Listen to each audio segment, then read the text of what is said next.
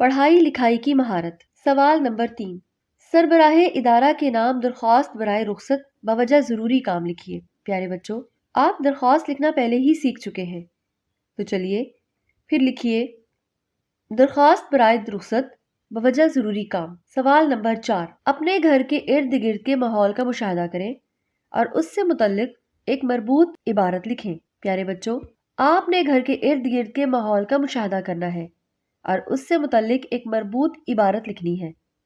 ہر بچے نے اپنے گھر کے ارد گرد کے ماحول کے مطابق عبارت لکھنی ہے، اور ہاں، یاد رکھیے یہ عبارت انتہائی مربوط ہونی چاہیے۔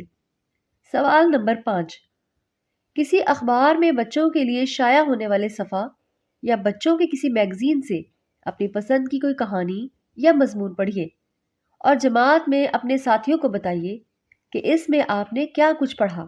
پیارے بچوں، آپ خط لکھنے کا طریقہ پہلے ہی سیکھ چکے ہیں، تو آئیے پھر ایک سرگرمی کرتے ہیں۔ سوال نمبر 6، خط کے اجزاء کا خیال رکھتے ہوئے اپنے علاقے کے منتخب نمائندے کے نام خط لکھیے، جس میں اسے علاقائی مسائل سے آگاہ کرتے ہوئے مسائل حل کرنے کی طرف متوجہ کیجیے۔ سوال نمبر 7، دیے گئے الفاظ کو حروف تہجی کے اعتبار سے ترتیب دیجیے اور بعد ازاں اسی ترتیب سے لغت میں ان کے معنی تلاش کیجیے۔ کھوجی، رضاکارانہ، بھیڑ، تجربات، مشاہدات۔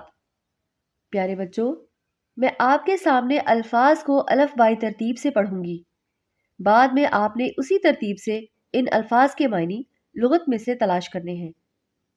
بھیڑ، تجربات، رضاکارانہ، کھوجی، مشاہدات۔ پیارے بچوں، ہم نے سبق کا ایک اور حصہ مکمل کر لیا ہے۔ اب آئیے سبق کے اگلے حصے کی طرف۔